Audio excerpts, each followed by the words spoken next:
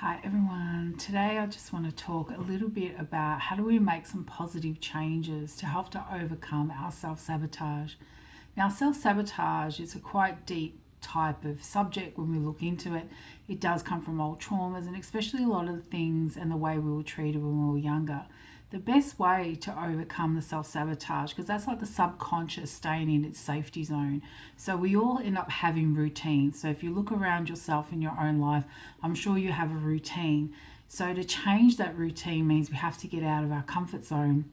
And to get out of our comfort zone, we need to make small little changes and be very consistent with those changes on a daily basis. And it's starting to also become aware of our thoughts, and not just our thoughts, but even what's happening to us physically.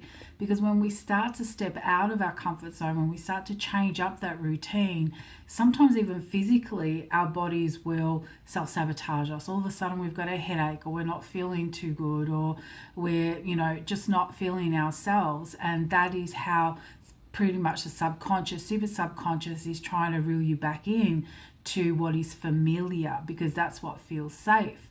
So to overcome and to break through that self-sabotage, to get out of our comfort zone, to understand that we're not our thoughts, we are the thinkers of our thoughts, and we must become the observers. This is something I've been saying for the last 15 years since I've been practicing with my clients, is start to become the observer of your thoughts and have a look at, are your thoughts positive and constructive, or are they keeping you in the same routine that you don't want to be in anymore? So we all love to come back to what is safe. But to break that pattern, we need to start introducing new routines, new ways of thinking, new ways of feeling, and becoming very observant of how our body and minds and emotions are reacting to new changes. So start something really small. If you're someone and maybe you don't really do exercise or anything in the morning, or you've stopped for a while and you want to get back on it, so just start slowly by maybe doing some stretches. Now, doing stretches and things like yoga or Tai Chi and meditation, what's good about these activities is it really keeps our mind in the present, and it starts to also connect us to our breathing and our body. So it's very helpful, and a lot of people have found the benefits of it, and this is why there's such a huge movement, because they start to really become within themselves, and they're engaging in all their senses and all their physical senses, physically, mentally, emotionally, spiritually.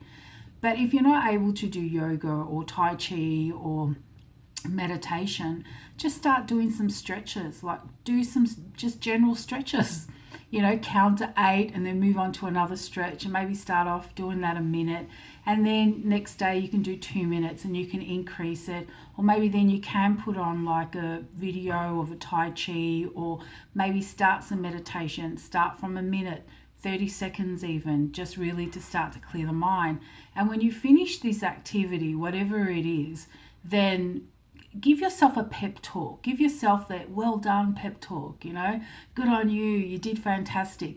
Because a lot of us, let's admit it, we never really got that type of recognition from a young age. Some of us grew up and we didn't get that. I think young kids now maybe do have a little bit more, but a lot of us Gen Xers, and even if you're not a Gen X, we may not have always got the acknowledgement from the people around us that we wanted, to make us feel like, yeah, well done, you've done that, you're good, blah, blah, blah, whatever, all that positive reinforcement that we really need. So we can start doing that positive reinforcement with ourselves, for ourselves.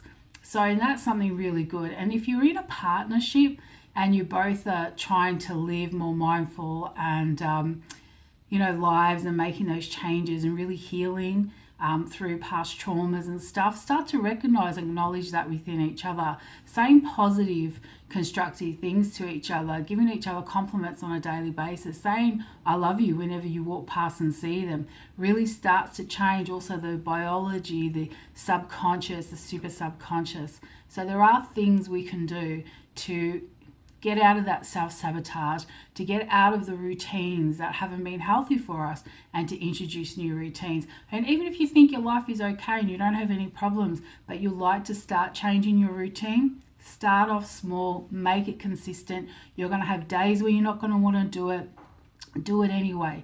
You're going to have days when you're crying because you don't want to do it, but do it anyway.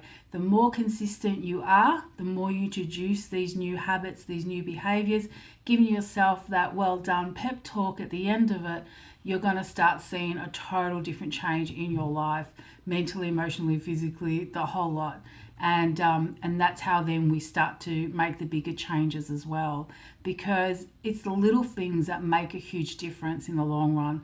A lot of people think there needs to be something really complicated to help fix us, but that's not the case. It's the small things done on a consistently daily basis which makes a big difference in the long run, and that's how change occurs, and positive consistent change occurs, and we start to change our subconscious programming. All right, guys, I hope that's been helpful for you.